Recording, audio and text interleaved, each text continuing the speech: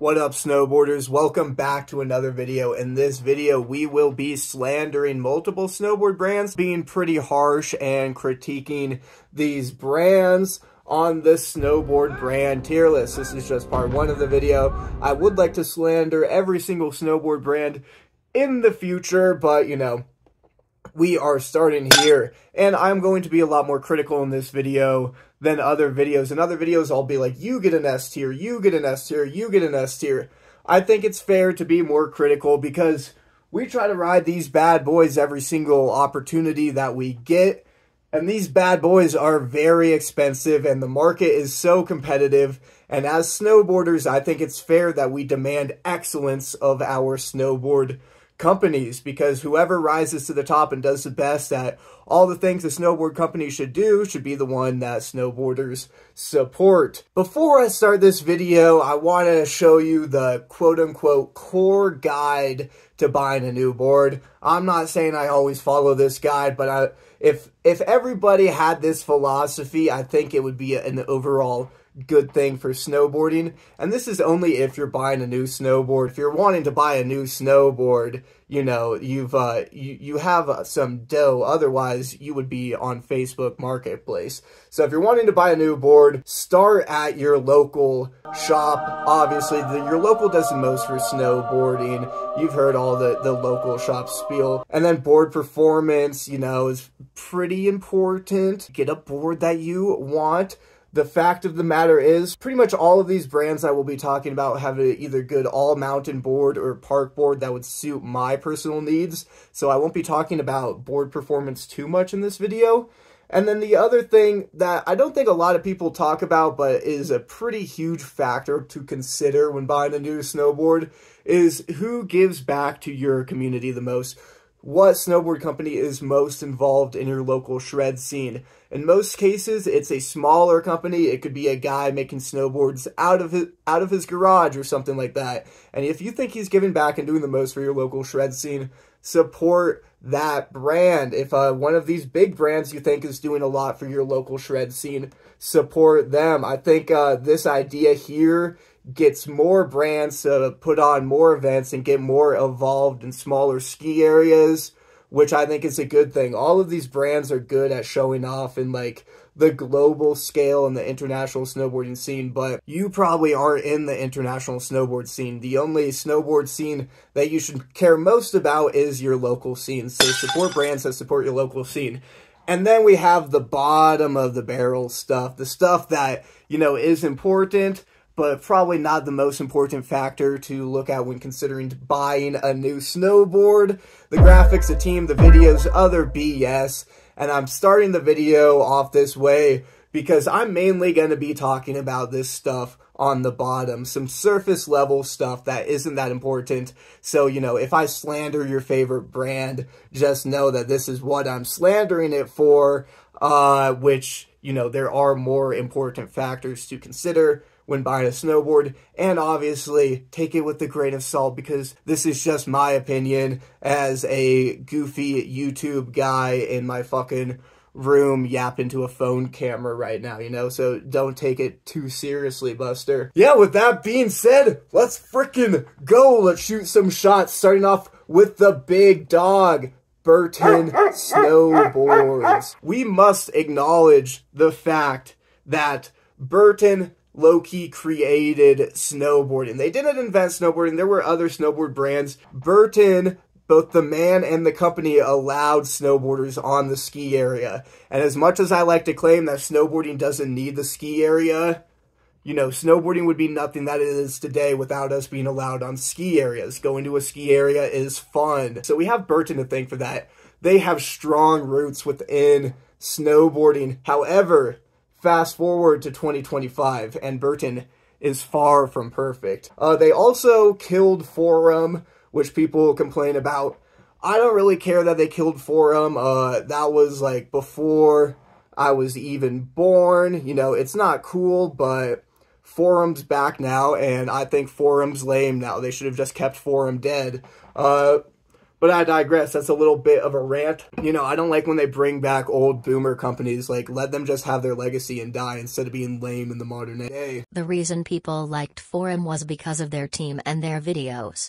They currently don't have a team, and they don't make videos anymore. So this is just a nostalgia-inducing cash grab for millennials and Gen Xers. In terms of graphics, Burton is like standard, middle of the line. You might be looking at this right now and you might think that this is bad, but the reality is this is a standard. I'll show you all the other companies and you'll see that this is just kind of like a graphic. There's too much of a meta in snowboarding with just slapping generic font on the bottom of the board with very minimal design behind it and people, you know, giving it a thumbs up. I don't necessarily think that's the most creative way of going about it, but, you know, Burton is not, I'm not going to charge them with any graphics fine, so most of this is average, if not good. You know, I personally like this red snowboard a lot. This is like, you know, it's just pretty boring neon, but it doesn't commit any, like, lame graphics penalties. I'll show you graphics that are much, much worse than this. But, you know, still, like, kind of mid graphics. A nitpicky issue I have with Burton is the fact that they are de-standardized with the rest of snowboarding. It works in practice, but there's, like, a silly, like, an admittedly silly European saying that's, like, sure, it works in practice, but does it work in theory? And it does not work in theory that every single snowboard company agreed on the regular, like, binding inserts, and then Burton has their stupid little channel inserts, even though it totally works in practice. But what really doesn't work in practice, nor theory, is their step-ins. The fact that you need both a boot and a binding in order for that combination to work, because every single other binding works with every single other boot, but with a Burton step-in, you need a Burton boot.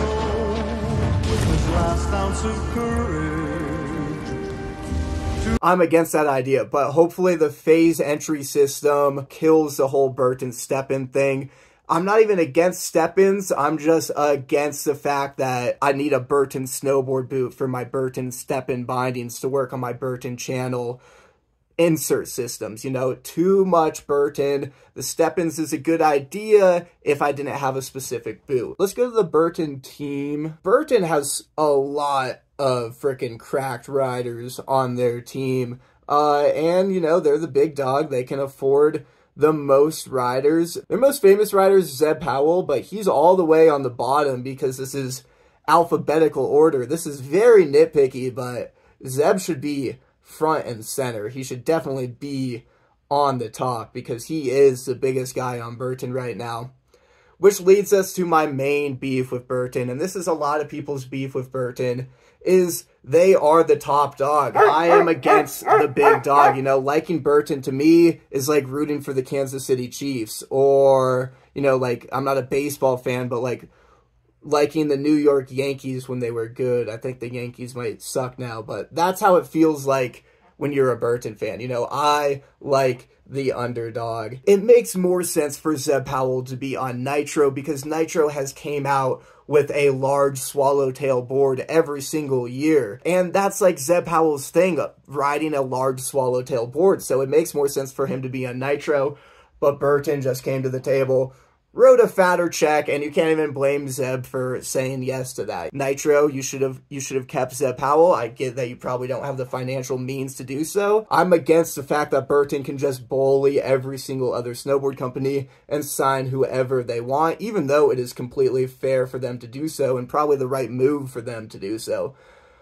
But for all of those reasons, Burton is pretty average. You know, I'm going to give them C tier. Their community involvement is next level good. I always hear good things about how much they give back to snowboarding. I've been to a couple Burton events and they were really fun. There was no advertising about there being cash prizes. It was a free event and it was like a community slalom and they gave out like $1,500 for a free event just to local rippers at Ruby Hill. Not a lot of companies are doing that. That's a thumbs up for Burton. C tier is pretty good for this tier list. that definitely means I would buy Burton products, I would buy a Burton board, but I wouldn't necessarily seek it out. That's what C tier means. But as I mentioned, Zeb Powell makes much more sense on Nitro because Nitro has came out with a Swallowtail every single year, and Zeb Powell is famous for riding his huge-ass Swallowtail board. Which leads us to Nitro snowboards. I like Nitro. I think Nitro is pretty cool, and I started thinking Nitro was cool when I watched the Boom movie way back in 2018, and I was like, yo, this Nitro stuff is pretty dope. I went back and rewatched Nitro Boom, and I found something that might change snowboarding and popular culture forever, so please pay very close attention to this. Oh my god.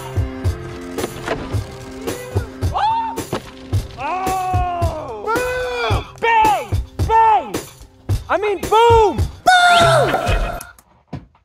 You heard that right. That was 5 big booms back in 2018. You guys might see where I'm going with this, but who is the richest, most powerful celebrity? More fame than Kendrick Lamar and Taylor Swift and every single celebrity combined in 2025. That's right, the Costco guys. We are Costco people! Of course we go shopping while we can Costco people, And how did they get famous with their 5 big booms? Oh, we're so sorry to hear about your brother that passed away. He gets 5 big booms. Boom! Boom! Boom! Boom! Boom! 5 big booms was done already by Nitro in 2018. The Costco guys stole Nitro's 5 big boom intellectual property, and Nitro, you need to lawyer up. You can't let this slide. They stole your intellectual property. Nitro, I think, should sue the Costco guys, take them for everything that they are worth, re-sign Zeb Powell, and get him back on the big pink snowboard, and then snowboarding will be healed. And yeah, that's how I feel about Nitro snowboards. So, gotta give them B tier for 5 big booms. Nitro, don't let the Costco guys bully you. You need to win this lawsuit. Pretty sure it's easy peasy win. And then once you win, you must re-sign Zeb Powell and write an even fatter check and get him back on Big Pink. Which leads us to another Costco associated brand, Arbor Snowboards. So I saw this post and I was outraged at first. I was like, I thought Arbor was core. What are they doing? What are they doing selling their boards to Costco? And after research in the Jibbing is not dead comments, I found out it isn't as bad as I thought, unfortunately. They're not selling directly to Costco. Basically, they sold it to a retailer, and that retailer then resold it to Costco, probably because the retailer that Arbor sold to in the first place couldn't resell these boards because they're ugly. So either way, it's lame that they ended up in Costco because nobody wants this ugly-ass Arbor board. But any company could be guilty of ending up in Costco. I am going to bully Arbor for it because I don't really like Arbor that much. The Costco snowboard, pretty lame, but in their defense, every snowboard company is sold on Amazon. You know, this can happen to anybody. My main beef with Arbor is more of just a gut thing. I don't like these graphics that much. They do have a couple street killers, like Mike Little. Holy shit. And all of this stuff is saying, Mike Little is pro for Arbor. Mike Little is pro. And on Mike Little's Instagram, his new pro model board, the Metal Machine. When I go to the Arbor Pro snowboarding team, no Mike Little.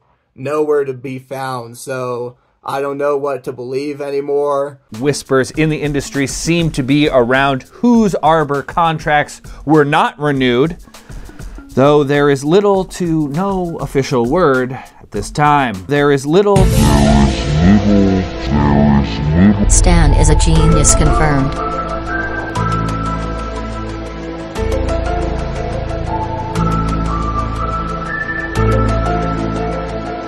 It's mainly just a gut thing. Arbor is lame. Buns ass boards, lame graphics. Eric Leon, he's actually really core. He does dope stuff for communities and like rail jams and nonprofits. This guy is really dope. So because of that, I'll give Arbor D tier. I wanted to give them F tier, but there is a company much worse than Arbor here that may get F tier. Alright, next up we're going to be looking at Capita Snowboards. So the first thing about Capita Snowboards, after being on all of these websites, Capita Boards is the easiest to navigate and the website that I spent the most time on. Like, you could click on all these boards, read about them. It's all of this like little blurbs and stuff is super fun about Capita. I mean, even like how they show off their specs is all very well done with Capita Snowboards. And the other thing about Capita is they blow the competition up when it comes to graphic design. No one can even come close to Capita. It's really sad because like you would think that this would be the bar for graphic design that everyone should aspire to go to, but you know, no one even tries to compete. The Big Burgundy Snowboard, I'm sorry, Vomhole. this is like the lamest graphic design on any Capita snowboard. Follow your dreams. Even I can have my bad art on a snowboard. Besides that board, every single graphic they make is a work of art. And another reason you should buy your boards in the shop is because they have little, what I call Easter eggs on their board. And you wouldn't be able to tell this on the website, but here, I got this prepared for you. In this little black square right here, it says, hold up, I need some light on this. It's no use going back to yesterday because I was a different person back then. And there's another one that says, reality is framed by the words we use. So, you know, that's like some cliche, like, I don't know, like liberal arts poetry girl shit. But it's fun to look at, and when you're on the chairlift with your buddies looking down on your board and you're like, hey dude, reality is shaped by the words we use. You want to play a game we created with the bar? Sure. It's called Reality is framed by the words we use. Oh, fuck. It's like, I like that. I like the little Easter eggs Capita has. Capita is not perfect, though. Capita graphics have got lamer over time. This chart I call the dehornification of the Capita DOA. You look back in 2013, 2014, 15, these were some horny ass boards. And then fast forward to where we're at now, we just have what I call this like the triangle chick, the triangle divine feminine meta, with just the same Capita font on the bottom, with like this like triangle girl, you know, like she has like a pyramid on her head. Not that these graphics are bad, but the horny ones are way better. And I took the time to graph this out. This channel is about math and science, and we apply graphs to our findings in math and science. If you look at this, horny levels probably peaked in 2015, and look how shameful this is. The Capita horniness just went down and down over time until we get to 2020, which in my opinion is the most unhorny graphic the Capita DOA has ever released. In 2020 might be peak unhorniness with alleged man hands. And that's why I have this board display behind me, because I want to show you guys something. This hand looks significantly bigger than this hand, and you know, her face, you know, I think it's a lady, but you can't tell, so that's not very horny of Capita. But looking at this hand right here, that looks like a man hand. That goes against the horniness I demand in a snowboard. I do not want a man hand on my horny snowboard. The 2020 Capita DOA with the alleged man hand is unforgivable. And, oh, hold up. I gotta bring this board back. No, my main issue actually with Capita is this board snapped in half on a fucking board slide on PVC. I'm not gnarly enough to snap my boards on a board slide on PVC. I know how to board slide. I'm fucking pissed that I bought a board for $500 and 4 months into me having it, it snapped on a front board on PVC. What is this? That sucks, Capita. And a lot of people call Capita Snapita. I swore never to buy a Capita board again after that one snapped. I got this one used, and the Capita Indoor Survival for me has been phenomenal, honestly.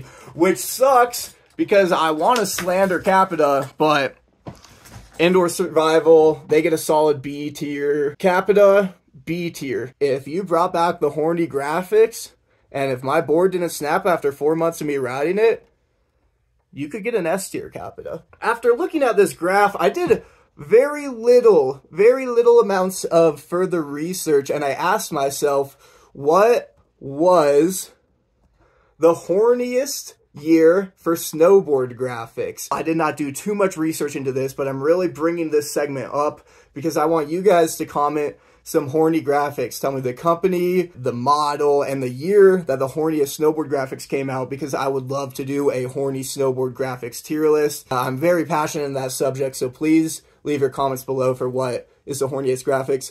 My conclusion after very minimal research is that 2015 was peak horniness.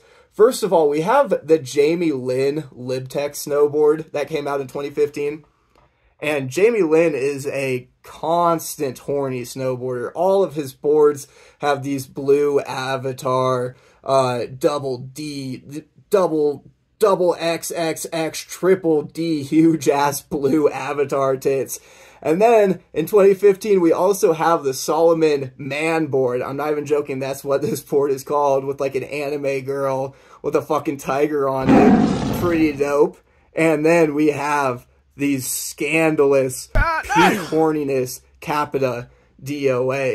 So 2015 equals peak horniness? I don't know. I want to do further research, so comment any horny board. Alright, next up we will be looking at Salomon snowboards. Let's go to their website. Oh, wait a minute. That's not a snowboard, that's a fucking shoe. Oh, I'm scrolling down. Where the fuck is the snowboarding? You guys see this little skit? You see the angle I'm going with here? Salomon, I'm trying to help you out here. You need to make a SalomonSnowboarding.com, not a Salomon.com/en.us/sports/snowboarding website for me to see your fucking snowboarding stuff. That pisses me off that I need a separate tab pulled up because I do not, like, how do I even get to the snowboarding tab here? Equipment, there's skiing, oh, snowboard, okay.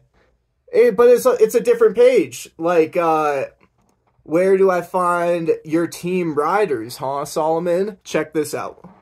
Tommy Gesme. Am I spelling that right? Where this is preposterous.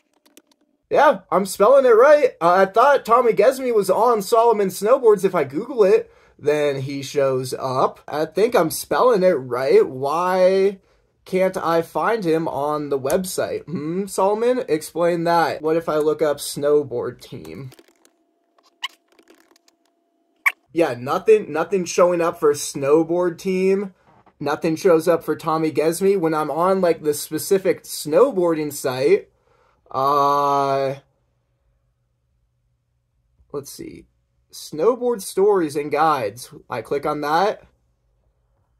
And then it brings me to skiing shit and hiking shit, dude. How do I find the Salomon snowboard team? One eternity later. I did find it, but, you know, it took me a minute. That might be user error, but I'm pretty sure their website sucks. But this is Salomon's saving grace, their team. Tommy Gesme has the best backside lip slides I've ever seen. I could watch Tommy Gesme back lip anything and be completely satisfied.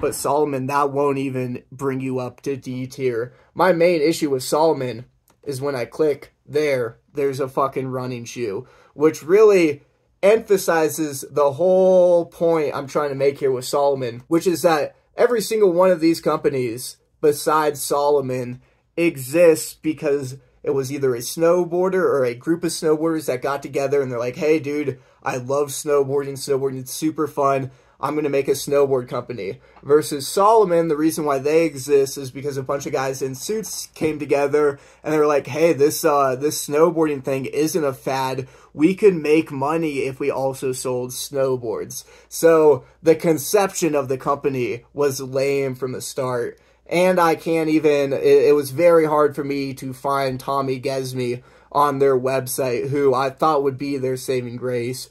And you know, like, their team is their best thing going for them. They still put out video parts.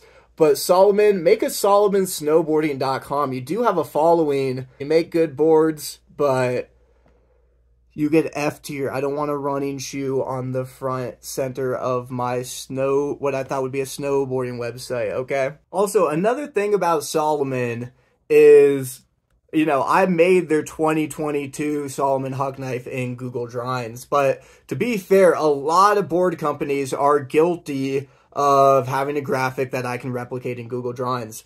I am against that type of behavior, and I'm sorry I have to do this to you, Battalion, but you're boards, Battalion, and I get that this is your whole thing. You know, I think this is Helvetica or something. At least I needed Google Drawings software in order to replicate the 2022 Salomon Huck Knife. Battalion, I can replicate all of your snowboard graphics on fucking Microsoft Word. That's bad. That's bad. This is a fucking default font in Microsoft Word too. You know, I'm not going to download Helvetica or whatever the actual font they use is. There is slight differences in the text. For example, the A is a little bit different. But the L is really the main thing wrong here. But look at this hack. I delete the L, put a capital I. That is every single Battalion snowboard graphic. I'm against using Microsoft Word as a software to create your snowboard graphics. So Battalion, that I'm against, but you're cooler than some of these other companies. The coolest thing Battalion has, graphics-wise and aesthetic-wise, is when a snowboarder is floating through powder and you see the little hand symbol going out of the powder. And I get, like, this minimal, fun, colorful graphics, like, that's their whole spiel, so I'm not gonna dog on them for it too much. Like, I completely understand how people like this. But sorry, Battalion, I gotta bring up the Flat Earth movie. First of all, Flat Earth is like some 2016 shit, dude. We are so past Flat Earth as a conspiracy theorist here. This is their first team movie that they came out with, and, you know, I'm glad it came out. It was a good movie. It was an enjoyable watch. I like watching snowboard movies, and this shit was dope. But, you know, oh my god.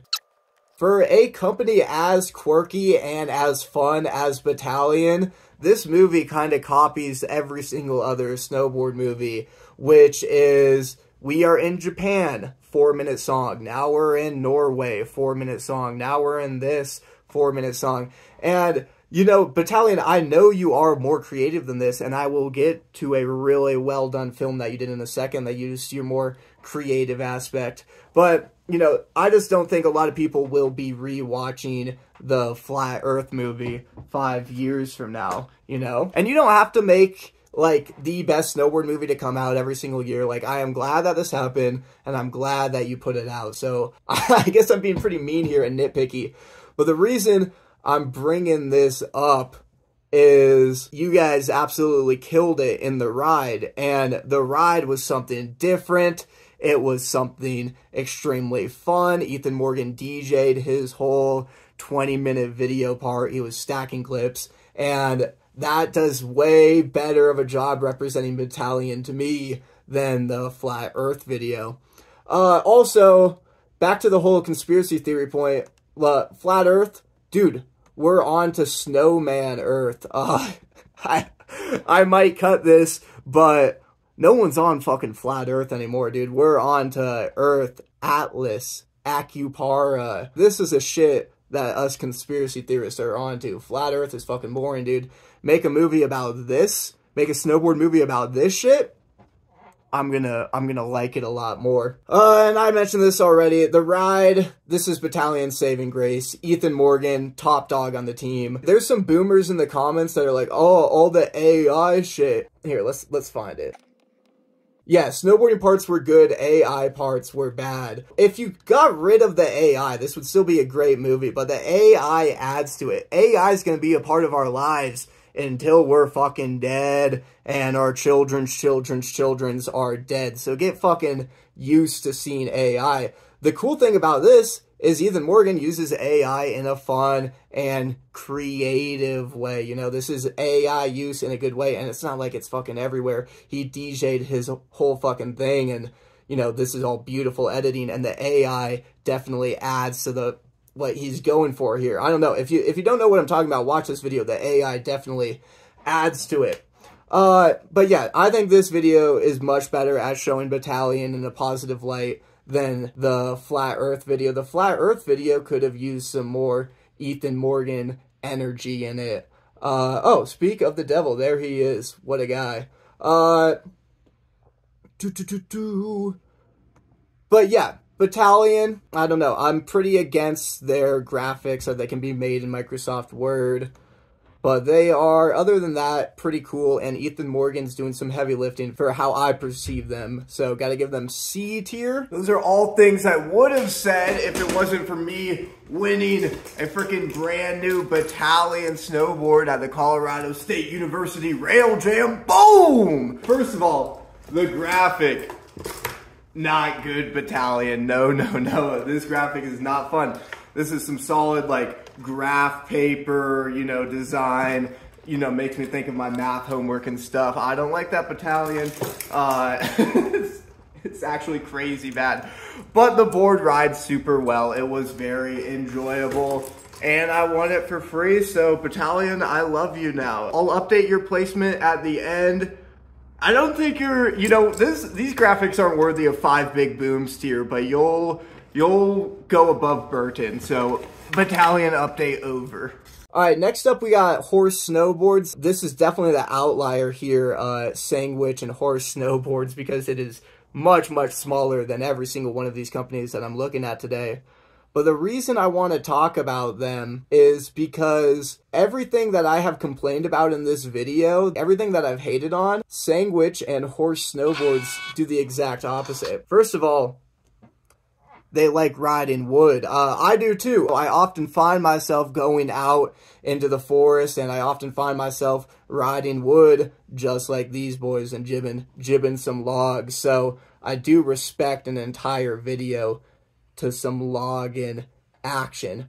It's freaking badass. Alright, so what have I complained about in this video? The lack of horniness in our snowboard designs, and the lack of overall just fun graphics. And guess what Sandwich does?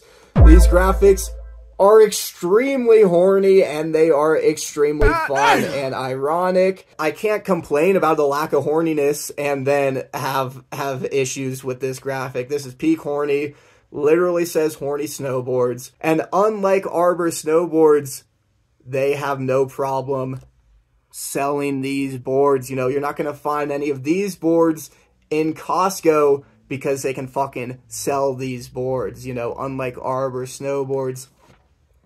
Yeah, and this shit is dope. It's mad relatable. Check this out.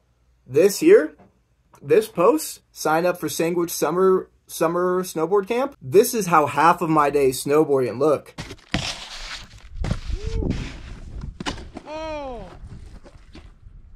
Oh no, bro. Mad relatable. This type of shit is so much fun. This is fucking core snowboarding, dope-ass snowboarding. Well done, Sandwich69, for having some horny boards and having fun boards. You get S tier. And last, we have Rome Snowboard Design Syndicate, Rome SDS. First positive thing I gotta say about Rome, their durability. Now, this just might be my personal experience. I don't know if others can relate to this. Their boards and bindings have lasted me significantly longer than any other of their competition. Specifically with their bindings, I got a cheap pair of Rome women's bindings that have outlasted me 2 more expensive pairs of Union bindings. Rome durability, very good. I have a 2010 Rome Artifact, and after a base grind, that board is in perfect shape. No damage to the edge.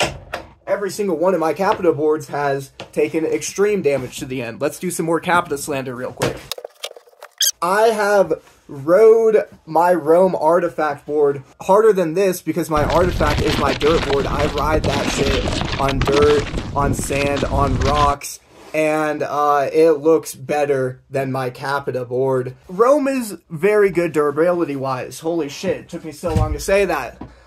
So they have that going for them. Graphics, you know, not the best out there, probably on par with Burton graphics. You know, I think they could do a little bit better. Team-wise, I'm sure you guys know where I'm going with this, but they got Renee Renekongas, who made the Heaven video. The talk of the town. This is the video that everybody loves. You know, he got Video of the Year and Snowboarder of the Year from pretty much every single snowboard publication. But yeah, I'm sure you guys have all seen this video. It's phenomenal. This is what I call video game snowboarding. And I love video game snowboarding. You know, as much as I like the sandwich, you know, as much as I like sandwich guys jibbing some logs, this is relatable. You know, I would actually never 270 onto wood with the chain on it. That's not relatable at all. But, you know, I can comprehend this. The Heaven video is not comprehensible. This is video game snowboarding, and I like watching video game snowboarding that I cannot comprehend.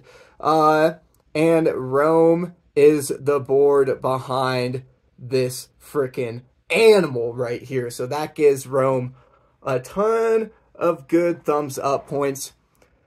And what I want to end this video on, and the main reason why Rome is favorable for me, is because Rome does the most objectively for my community and my town. The past 3 years at the Rail Jam that I help host and put on, they have given out a snowboard to a local ripper, and they've given out boots and bindings and stuff, and they are definitely most involved in my tiny little snowboard community. That brings us back to our core guide to buying a new snowboard. The reason why I like Rome a lot is because my local shop carries Rome, and because they do the most for the local shred scene in my town. They give back, they care about my jibbing, snowboarding community here, and they involve themselves with it. If Burton involves themselves with your local community and they're sold at your local shop, buy a Burton board.